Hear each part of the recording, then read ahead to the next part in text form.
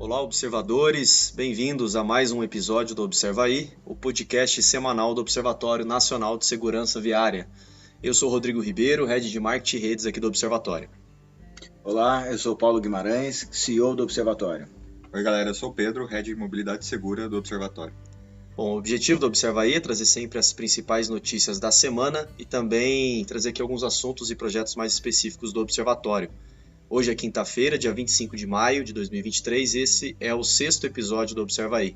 Os outros 5 episódios já estão disponíveis no Spotify. Esse é o último episódio do Observa Aí de maio. Último de maio? É o último de maio, passou rápido, né?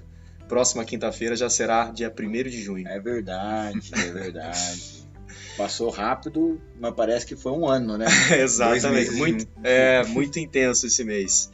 Bom, hoje, entre os principais assuntos, nós falaremos um pouco aí de um webinar que nós teremos na próxima terça-feira, dia 30, às 10 horas da manhã, trazendo um pouco do papel dos municípios. É um livro, né? Para trazer, na verdade, será o lançamento do livro, né, Pedro? Exatamente. O webinar que vai ser feito no dia 30, às 10 da manhã, o foco dele é apresentar o livro que o Observatório está lançando, que é o título é Pena Trans, o papel dos municípios.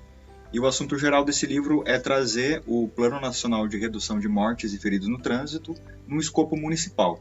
Então, entendendo qual é o cenário os municípios se encontram e como eles podem trazer essas diretrizes para melhorar as condições de segurança nos seus municípios. O Pedro já trouxe a introdução do assunto já. Bom, além de falar um pouco do webinar que nós teremos na terça-feira, falaremos um pouquinho aqui também da reta final do maio, trazendo um balanço aí das ações, do que tem sido feito e também outros assuntos aí relacionados à agenda do Observatório, principalmente os últimos compromissos aí da semana passada e dessa semana. Lembrando a todos, os materiais da campanha do maio, eles continuam disponíveis no site do Observatório, em onsv.org.br/maio amarelo. Eles estão lá disponíveis gratuitamente para todos baixarem e usarem. Bom, Pedro já começou, já trouxe aí uma introdução ao webinar, então continue. Eu vou trazer um background, então, desse trabalho. O background? Background, que é isso? Caramba, é o head, né? É legal para entender também a questão da cooperação técnica que a gente tem com a Federal. Então, esse trabalho eu desenvolvi quando eu era residente técnico do Observatório, enquanto aluno de mestrado no Planejamento Urbano na Federal do Paraná. Esse trabalho eu desenvolvi junto com o professor Thiago Bastos, que é o nosso membro do Conselho Deliberativo, e também é o professor da Universidade Federal do Paraná. Pausa, deixa eu interromper o Pedro aqui, só aproveitando, acho que a gente já falou algumas vezes, mas não lembro se neste podcast. Fala um pouco da história do Pedro, né? Aproveitar esse gancho, porque, por 2 motivos, né? Para saber o que é exatamente um residente, né, no campo de pesquisa, mas falar também que você começou como estagiário, né, Pedro? E que a gente está com vaga de estágio aberta. Também. Aproveitando para poder anunciar isso. Então, rapidinho, conta um pouco dessa história sua com o Observatório. Durante minha graduação em Engenharia Civil, eu entrei como estagiário do Observatório em 2018 e fiquei até 2019, que foi meu último ano no curso. Então, depois disso, eu entrei no mestrado, também na Universidade Federal do Paraná, e o professor Thiago, ele me passou uma oportunidade de trabalhar junto ao Observatório, fazendo pesquisas e apoiando na parte técnica, só que com o apoio também institucional do Observatório.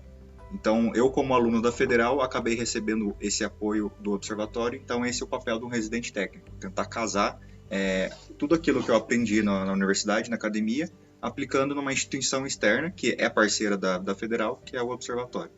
Legal. Só lembrando, né, a gente tem cadastrado já no CNPq, em parceria com a Federal do Paraná, o nosso grupo de pesquisa, Observatório Nacional de Segurança Viária, que tem 6 linhas de pesquisa que acompanham os pilares do Pena Trans, que é o nosso Plano Nacional de Redução de Mortes e Lesões no Trânsito. E aí, acho que nas próximas semanas a gente deve fazer uma ação de divulgação desse grupo de pesquisa.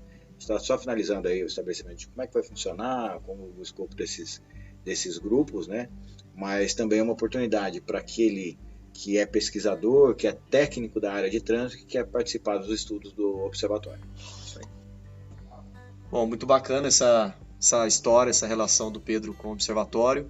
E aí, queria que você falasse um pouquinho mais do livro especificamente, né, desse material produzido pelo Observatório e do webinar.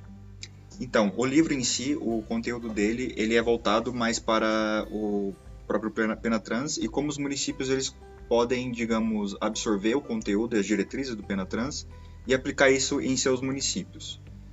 A ideia do livro é trazer métodos de diagnósticos de segurança viária um pouco mais focados para os municípios e também ele também traz alguns métodos de cálculo de metas de redução de mortes no trânsito dentro dos seus territórios. Então, eu acredito que o lançamento desse livro através de um webinar vai ser uma oportunidade muito legal do Observatório trazer esse trabalho aí que já vem sendo feito há mais de 2 anos em parceria com a Universidade Federal do Paraná. Uma coisa legal que eu acho de chamar a atenção para o livro é que foi criada uma metodologia de avaliação e de estabelecimento das metas de redução de vítimas para cada município. Então, eu vou falar aqui de orelhada, tá, Pedro? Porque eu não sou estudioso aqui, o autor é o Pedro, mas a partir da análise de 13 indicadores que guardam relação com a segurança no trânsito, foi feito um processo de clusterização, ou seja, de agrupamento dos municípios que têm afinidades, né, que têm semelhanças entre esses 13 indicadores. E aí a gente gerou 81 clusters? 81 clusters, então são 81 grupos de municípios, considerando aí os mais de 5.700 municípios. 5.000, me ajuda aí, porque eu sempre erro. A base está 5.568. 5.568, surgiu um município, que era número ímpar, né?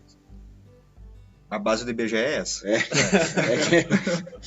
Mas enfim, esses 5.000 e tantos municípios se agrupam em 81 grupos, né, que são os que a gente chama de clusters, e a partir dessa análise, desse agrupamento, a gente vai estabelecendo metas para esses clusters aplicadas a esses municípios. E aí é um trabalho interessante, né, Pedro? Porque além de ser uma ferramenta para os municípios, também é um ponto de partida para desenvolver novos estudos. Por exemplo, uma coisa que a gente já está começando a olhar aqui é que dentro desses clusters, então eu pego lá um desses 81 clusters, eu vou ter um número X de municípios. Vamos chutar aqui, tá? Eu tenho 10 municípios num determinado cluster. Desses 10 municípios, eu posso ter alguns que são municipalizados e uns que não são municipalizados. Então agora um desdobramento desse trabalho, a gente começar a olhar a partir do cluster, ou seja, a partir da semelhança entre os municípios, qual aquele que tem o melhor desempenho no que a gente chama de benchmark. Ou seja, eu vou pegar a média de desempenho dos municípios que são municipalizados dentro desse grupo, desses 81, de um grupo desses 81, e aí eu vou separar, né, qual a linha média para esses municípios que são municipalizados e que não são municipalizados. Então esse é uma possibilidade de estudo, que pode desdobrar num outro estudo, porque o que a gente quer chegar, né, uma das hipóteses que a gente está adotando, é que o município que é municipalizado ele tem um desempenho melhor na segurança viária. A gente quer comprovar isso com números. E por outro lado, aquele que não se municipalizou, ele poderia ter economizado um número de vítimas, ou seja, pessoas que morreram nesse município em função do trânsito e que não precisariam ter morrido se o município tivesse uma gestão melhor na segurança viária. E aí, numa última etapa, transformar isso em número. A gente tem alguns estudos que fazem uma relação econômica entre uma vítima de trânsito e o custo social, o custo material, enfim, todos aqueles custos, para a gente entender qual o prejuízo que o município, que a sociedade daquele município teve com uma não gestão do trânsito. Então, é um trabalho audacioso, a gente vai chacoalhar, precisa começar a criar efeitos especiais. Verdade. Mas vai fazer a terra tremer, vamos dizer assim, né? E logo mais a gente avança com esses estudos. É isso? Por enquanto? Eu quero arriscar um comentário, mas que vai acabar talvez sendo uma pergunta aí para os dois.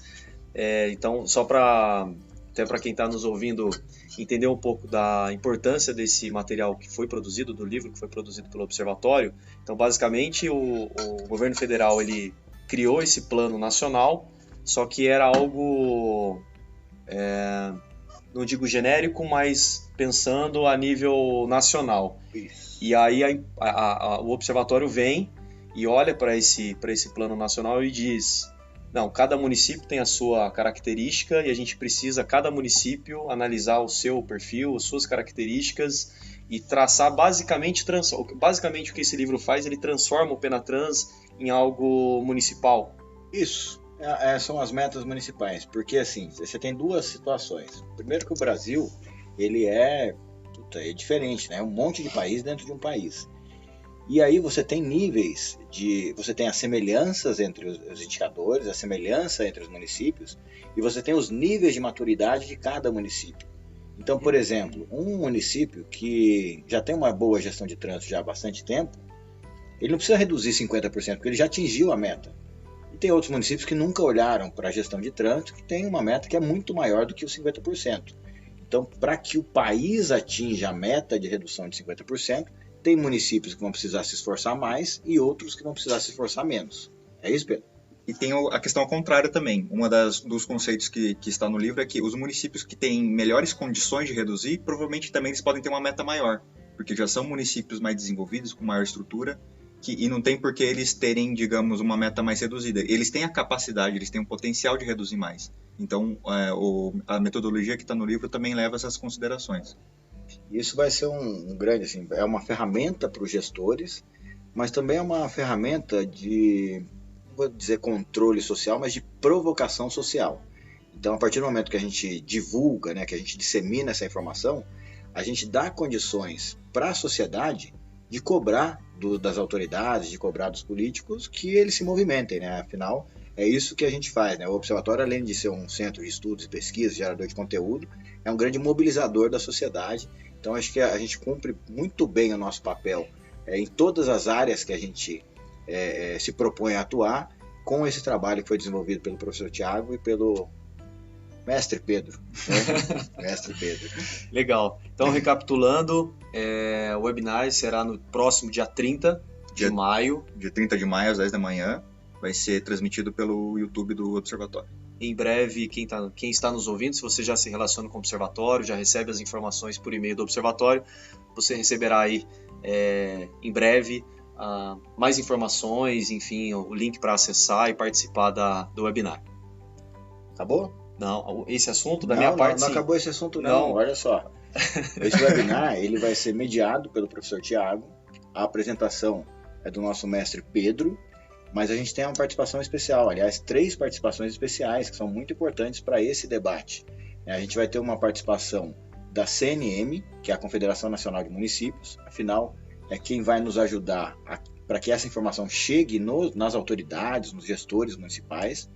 A gente vai ter uma participação da Senatran, que é a Secretaria Nacional de Trânsito, e que é a grande coordenadora de todo o Penatrans, né? Inclusive, quem vai participar com a gente é uma das coordenadoras da Câmara Temática, que cuida do Penatrans, e a gente vai ter a participação do Focotran, que é o Fórum Nacional de CETRANS.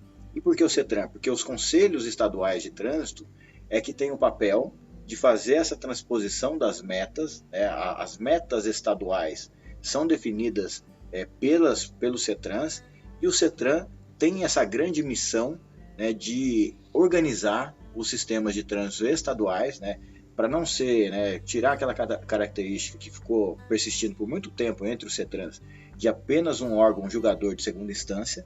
Então o CETRAN agora começa a assumir o papel de coordenador estadual dos sistemas estaduais de trânsito. Então a gente vai ter uma participação aí desses 3 entes aí que são muito importantes para esse debate. Foi? Agora foi? Agora foi? Então tá bom, muito legal. Agora falando um pouco do maio, estamos na reta final, um mês muito intenso aqui para o Observatório, para toda a rede do Observatório. Então no próximo episódio aqui do Observa aí nós já estaremos dia 1º de junho, o maio já terá passado, e queria que o Paulo trouxesse um pouquinho de como tem sido até aqui, as ações, enfim, toda essa agenda do Observatório. Eu acho que esse ano, né, eu acompanho o Maio Amarelo desde o começo. Eu tive a oportunidade de estar no Observatório na criação do Maio Amarelo, depois como gestor municipal e, né, como secretário em São José, acabei assumindo o Fórum Nacional de Secretários. A gente teve muita interação com o Maio Amarelo, então acompanhei todos os anos, e o meu sentimento é que esse ano está sendo o melhor de todos, assim, do ponto de vista de mobilização. E por quê? O Maio Amarelo ele tem um grande diferencial da Semana Nacional de Trânsito, por exemplo, porque ele traz toda a sociedade. E assim, é impressionante o número de ações que a gente está capturando da iniciativa privada. Empresas que não tem nada a ver, às vezes, diretamente com o tema trânsito, mas que estão fazendo ações e que estão ajudando a disseminar essa cultura de segurança viária. Então está muito legal. Eu acho que o Rodrigo tem um pouco de números aqui para a gente ter uma noção de como é que a gente está hoje, né? Antes ainda, a gente tem mais uma semana ainda de maio pela frente, mas os números são os melhores de todos os anos, os números de mobilização, de ações, então tá sensacional. A agenda nossa tá maluca esse mês, mas acho que é importante a gente ocupar os espaços. A gente tem usado bastante os observadores certificados para representarem o observatório nos vários ambientes. A gente tem evento acontecendo no final de semana. Eles têm sido os atores principais aí do maio, Paulo. Tem sido os atores principais. A gente fechou, acho que se não me engano, foram 191 representantes do movimento. Então a gente tem 455 observadores formados. 191 deles se propuseram a fazer um esforço adicional durante o mês de maio para mobilizar a sociedade. E está dando muito resultado. Então eu quero aproveitar aqui e já dar os parabéns para os observadores, porque é uma equipe fenomenal que a gente tem e que está representando o observatório muito bem, fazendo esse trabalho maravilhoso de mobilização da sociedade. Aí o bacana, Paulo, você comentou das empresas, o que a gente tem visto assim, ações externas e muita ação interna também. Então esse engajamento que eles têm, que as empresas têm gerado com os colaboradores, tem sido muito bacana. Então várias empresas têm produzido vários vídeos, você vê ali o engajamento dos funcionários, dos colaboradores. Eu acho que isso é bem legal também, né? Porque acaba, a empresa ela tem uma ação externa, então ela fala com o público dela, mas é legal engajar também o público interno, porque acho que eles acabam disseminando essa cultura da segurança viária internamente, mas tenho certeza também que os colaboradores acabam levando essa mensagem, a causa para as casas, né? Para suas famílias, enfim. Isso é o que a gente chama de mudança de microcultura. Então você tem uma empresa engajada, né? As empresas Laço Amarelo, por exemplo, que são engajadas, que todo mês estão ali falando com seus funcionários, com seu público sobre segurança no trânsito e apresentando os conteúdos que são desenvolvidos pelo observatório. Quando a gente tem um trabalho intenso nessa microcultura e a gente vai unindo várias microculturas, a gente tem uma mudança de macrocultura. E isso é muito interessante. E o que a gente está estimulando esse mês, esse ano, né, os 10 anos de Maio Amarelo, duas pontas. A primeira ponta é que a gente realmente estimule as pessoas a disseminar esse conceito. Né? Muito mais do que o autocuidado, hoje a gente está provocando as pessoas a começarem a chamar a atenção das outras pessoas. E do outro lado, aquela pessoa que está tendo a atenção chamada, e ninguém gosta de ser fiscalizado, né? Isso é normal do ser humano, mas que ela receba isso como uma coisa positiva e repasse isso para o próximo. Então está sendo muito legal. E assim, eu lembrei de uma agora, uma empresa que produz esquadrias para construção civil. Que raio essa empresa tem a ver com mobilidade urbana? Pô, mas essa empresa tem vários funcionários que vão trabalhar de motocicleta, vão a pé. Os funcionários se deslocam para poder ir trabalhar, tem os vendedores que estão aí pelas ruas e tal. Então, principalmente com o avanço da pauta de ESG, a gente está percebendo que as empresas estão mais sensíveis com as questões de mobilidade, porque interferem diretamente no seu negócio, mesmo o negócio delas não sendo diretamente pertencente ao ecossistema de mobilidade. Muito bacana, Paulo. Então, trazendo até um pouco dos números, até hoje, até essa quinta-feira, dia 25 de maio, nós já tivemos mais de 12 mil downloads da campanha do Maio Amarelo, downloads também na nossa campanha em inglês e espanhol, também tivemos downloads nesses idiomas, e a nossa ferramenta de videoações, que é onde a gente concentra todas as ações, onde todas as pessoas que estão produzindo alguma ação, realizando alguma atividade, podem cadastrar essas ações. Nós já tivemos até amanhã desta quinta-feira mais de 788 ações cadastradas. Lembrando que, passando maio, nós teremos alguns dias ainda ali, até porque eu acho que nessa correria de maio, muita gente acaba produzindo e deixa até para o fim ali para poder cadastrar tudo. Então, lembrando que nós teremos uns dias ainda para os cadastros, mas nós já passamos de mais de 780 ações enviadas. E lembrando que a ferramenta de vídeo ações é o caminho para o evento Destaques, a Maio Amarelo 2023. Então é por meio da ferramenta de envio de ações que uma comissão aqui do Observatório vai analisar todas essas ações e depois lá no evento Destaques em junho reconhecê-las. Show de bola. Pedrão, como é que você tem visto aí a atuação dos órgãos técnicos? Porque assim, o que a gente percebeu no mês de maio também é uma coisa que é legal chamar atenção. as autoridades elas estão deixando escolhendo, né, o mês de maio para assumir compromissos públicos. Então, investimento em rodovias, anúncios com relação a, sei lá, aplicação de dinheiro das multas, campanhas educativas, isso está muito legal. Você acha que isso tem uma interferência no campo técnico também, ou quando a gente fala de Maio Amarelo, a gente está falando só de festa? Com certeza dessa interferência no campo técnico, mas não falando só exatamente do poder público e dessa área, eu queria trazer outra coisa que eu achei muito interessante, que é a cobrança da mídia em cima desses gestores e da parte mais técnica. Então, o Maio Amarelo, ele traz, digamos, uma ampla produção de reportagens e de entrevistas para o público em geral. E nessas reportagens sempre os jornalistas vêm atrás de nós técnicos, tentando levar mais informações para o público e também cobrando os gestores, sempre levando dados de acidentes, mortes no trânsito. Então eu acredito que o movimento ele acaba abraçando todas essas áreas aí. E foi muito legal, é legal, você tocou num ponto muito importante. Lá no fórum de Cascavel, que a gente participou na semana passada, todos os painéis foram organizados, tendo várias visões técnicas sobre o assunto.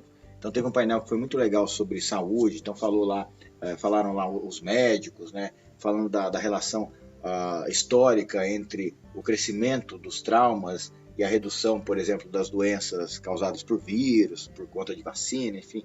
Mas todo o painel ele foi moderado por um jornalista.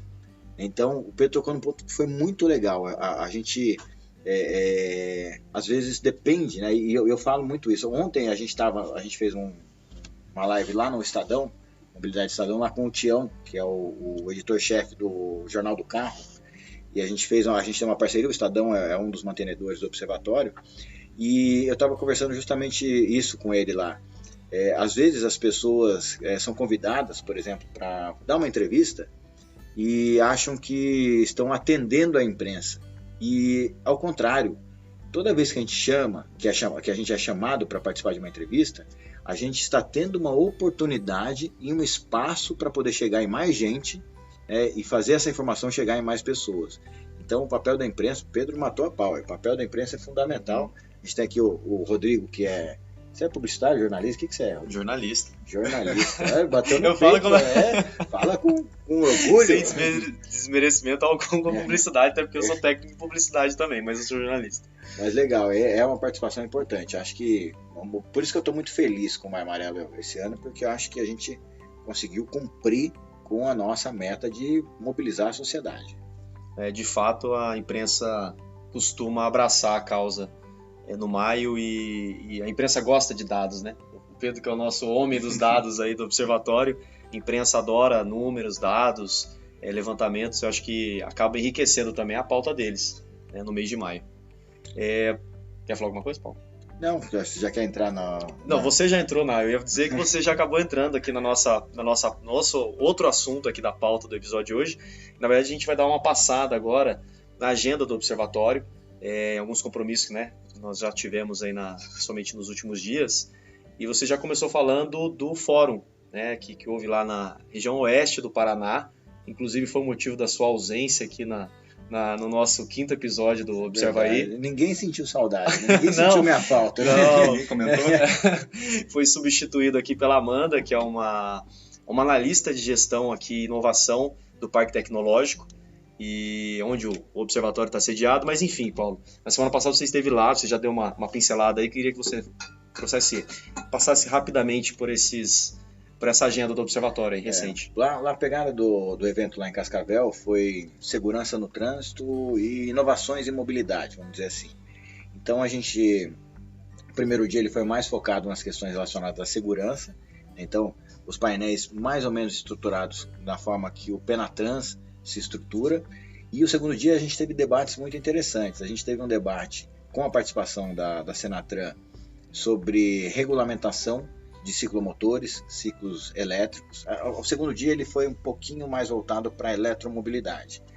Então a gente teve uma discussão sobre isso, que foi inclusive a que finalizou o evento. Você gosta pouco, né, Paulo? Eletromobilidade, eu gosto de tomar um choque por aí. E a gente falou sobre o processo de implementação de frota de transporte público elétrica, né? Cascavel é uma cidade que está super inovando, acabou de adquirir 15 ônibus elétricos, isso representa 50% da sua frota troncal, e estão avançando. Os desafios, né? É novidade, é inovação, é difícil contratar inovação é um grande desafio para nós, e por isso, né, já enganchando uma coisa na outra, né, a gente participou, né, nos últimos 2 dias do Science Business Connection, que é um evento promovido pelo Parque Tecnológico para aproximar a academia das empresas, e a gente está indo agora, eu e Pedro, para São Paulo no lançamento do FGV Cidades, que é um parceiro do Observatório no desenvolvimento do projeto MobiLab, né, junto com o próprio Parque Tecnológico e com a empresa Inovat, que está dentro dessa parceria.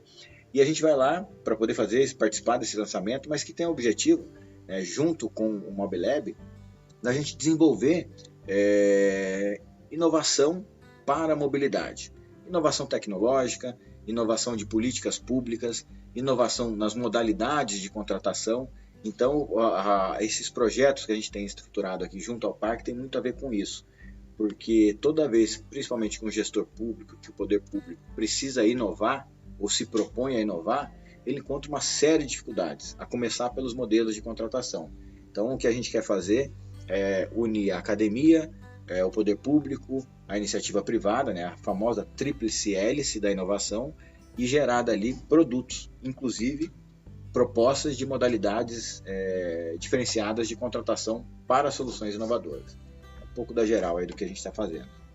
Pedro quer falar um pouquinho sobre o evento? Pedro, você conseguiu já o seu estagiário? Outro Pedro ficou aí. Fizeram fila. Fizeram fila no stand para falar com o Pedro, para pedir estágio para o Pedro. Já ontem, não foi? Conversei com vários ontem, mas essa questão do... Ontem eu fiquei no stand lá do evento, do Science Business Connection. Eu acho que essa questão da aproximação de empresas, no caso o observatório, com a academia foi muito boa, porque a gente teve muitos estudantes que visitaram o stand, e a primeira pergunta que eu fazia para eles você já conhece o observatório? E todos responderam não. Então foi a oportunidade de apresentar para eles isso, como o observatório trabalha, opera e faz seus produtos e iniciativas. E também eu sempre perguntava se eles já conheciam o movimento Maio Amarelo. Alguns respondiam sim, outros não, e também foi a oportunidade de apresentar o que a gente faz para essa parte aí dos estudantes. E muitos são aqui de dentro do parque, da FATEC. Então eles são nossos vizinhos e ainda não conheciam a gente, então foi uma oportunidade legal de apresentar. E a gente tem nesses estudantes, né, Pedro, a sinergia com ciência de dados, com logística, com engenharia, enfim, o trânsito é multidisciplinar. E é muito legal esse tipo de evento porque a gente desperta nesses jovens outros olhares que eles não tinham noção. Então, por exemplo, né, quando a gente fala de mobilidade na academia, é lógico, estou falando de um sentido mais amplo, mas vem muito a engenharia de transportes na mente dos estudantes. A segurança no trânsito, a segurança viária, acaba sendo um capítulo da engenharia de transportes. E o que a gente tenta fazer aqui via observatório, via MobiLab, é trazer mais importância para esse tema, afinal é a pauta principal hoje do Brasil, né, do ponto de vista de mobilidade. A gente tem uma meta para perseguir, tem um trabalho a ser feito. Então isso é muito legal, chamar a atenção dos estudantes para isso também. E bacana, outra percepção que eu tive ali também no evento foi, eles relacionam muito, Paulo, quando a gente fala em mobilidade urbana, segurança viária, transporte público.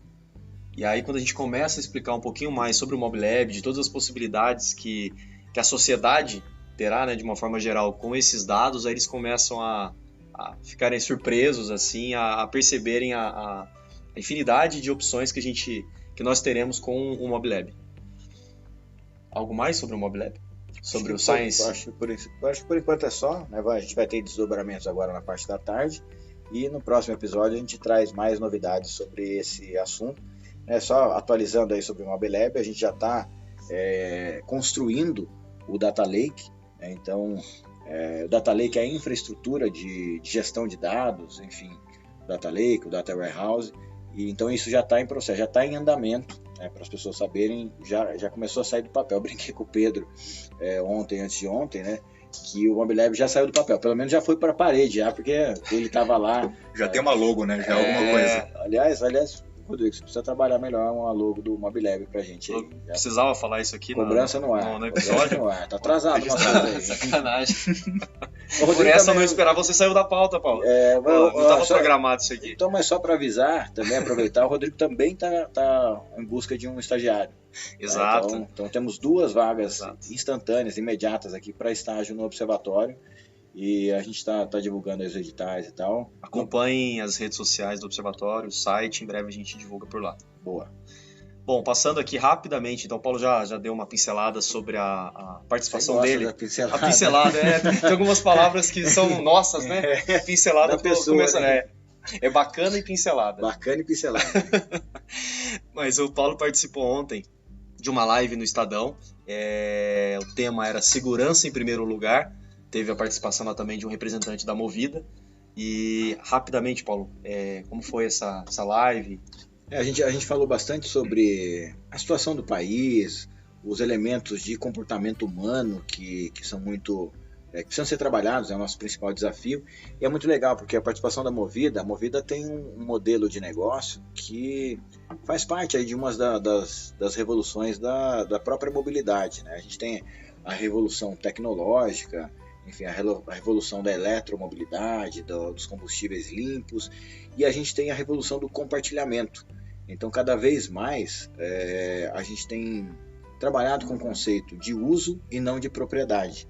E é muito interessante, porque o conceito de compartilhamento, ele traz consigo uma perspectiva de melhora do conceito de cidadania. E por que eu digo isso? Quando você usa um bem que é de forma compartilhada, então um carro, por exemplo, né? Você tem as locações que a gente já conhecia, que são de curta duração, né? Uma diária, por exemplo, numa locadora. A gente tem hoje os modelos de longa duração, que são conhecidos como assinatura, e a gente tem as microlocações, que você consegue locar os veículos por hora, né? Por meio de aplicativos e tal. E essa cultura do compartilhamento, você usar um bem e saber que uma outra pessoa vai usar depois, teoricamente te faz deixar aquele bem em condição. Vou cuidar bem daquilo porque gera uma empatia. Gera uma empatia. Vou cuidar bem porque eu sei que alguém vai usar, porque eu sei que eu estou usando depois de alguém também. Então eu quero que a pessoa que usou antes de mim, cuide disso. E isso começa a ser um estímulo para a gente olhar, por exemplo, para o ambiente urbano. A pessoa começa a criar uma consciência melhor, por exemplo, de não jogar papel no chão, de não depredar patrimônio público. Então, acho que além da segurança no trânsito, a segurança viária, a gente tem esses elementos aí que foram muito legais para a gente discutir ontem. Eu não sei se ficou disponível depois. Já está na página do YouTube lá do... legal. E tá publicado também no nosso site. Então, quem quiser acompanhar, assistir essa live, foi uma live muito boa de se assistir. Passou rápido, né? Foi mais ou menos ali cerca de 1 hora, de 45 minutos de live, mas ela está disponível. Quem quiser assisti-la depois, só entrar no site do Observatório, tem o link lá para acompanhar. Eu não cheguei a pegar a contabilização, mas foi muito legal, porque eu acho que a gente tinha 500 pessoas simultâneas vendo a live nas plataformas, passou no YouTube, no LinkedIn, passou acho que no Facebook mais alguma coisa aí, mas foi bem legal, vale a pena assistir. Então tá bom, então para fechar aqui outros assuntos aqui da agenda do Observatório, nós estamos com o processo seletivo para a turma 10 de observadores certificados aberta. Então, os interessados, todos aqueles profissionais, principalmente não, um dos pré-requisitos, são vários pré-requisitos, né, para que você possa fazer a certificação, mas um deles é a graduação. Então você que já trabalha, já tem uma relação com segurança viária, ou você que não atua ainda, mas tem esse interesse em tornar o trânsito mais seguro, nós estamos com as inscrições abertas até o dia 16 de junho. Isso, e uma novidade esse ano, relembrando aqui, a gente tem destaques Maio Amarelo, dia 27 de junho, lá no prédio da Fiesp. Depois, no dia 28, a gente tem um encontro nacional de observadores. E aí, no dia 27, 28, 29, exato, que é numa quinta-feira. Então, temos o destaques terça-noite, quarta durante o dia todo, encontro nacional lá no prédio da Fiesp mesmo. E na quinta-feira, dia 28, a gente tem uma visita técnica a São José dos Campos. E o que é legal? Quem for aprovado no processo seletivo da turma 10 já vai poder participar desse evento já do Encontro Nacional de Observadores. Então já vai entrar fresquinho ali, a primeira atividade de quem for aprovado para a turma 10 já vai ser o Encontro Nacional, vai ser muito legal. Então, beleza. Você, os interessados, acessem o site do Observatório lá, você que quiser conhecer um pouco mais, entender como funciona o Observador Certificado, esse projeto do Observatório, nós temos lá um vídeo explicativo, enfim, todas as informações por lá. Chegamos aqui no momento da nossa curiosidade, dica da semana. Quem quer começar? Dica da semana? Dica da semana? Então vamos lá, dica da semana. É sobre um assunto que acabou sendo feito uma tempestade de copo d'água uns anos atrás, que é a questão do uso de farol, de luz baixa, durante o dia em rodovias. Puta, foi mesmo. Nossa, confusão. Nossa, mas conta a história aí, Pedro. Até hoje. Agora eu lembrei. Não, eu lembrei de toda a confusão dela. Mas conta aí, Pedro. Então, em 2016 foi aprovada uma lei que obrigava o uso do farol durante o dia em rodovias. E foi feita aquela confusão, porque as pessoas não sabiam se tinham que usar em rodovias só em perímetro urbano, rural, qual era o tipo de rodovia. Mas, seguindo aí na linha do tempo, em 2021 também foi aprovada outra lei que acabou obrigando o uso desse farol só para rodovias de pista simples. Então, aquelas rodovias que não tem nenhuma divisão física entre as duas mãos. Então, a minha dica é para, caso você tenha dúvida se você tem que usar a luz durante o dia, o farol durante o dia em rodovias, a dúvida é sempre sim.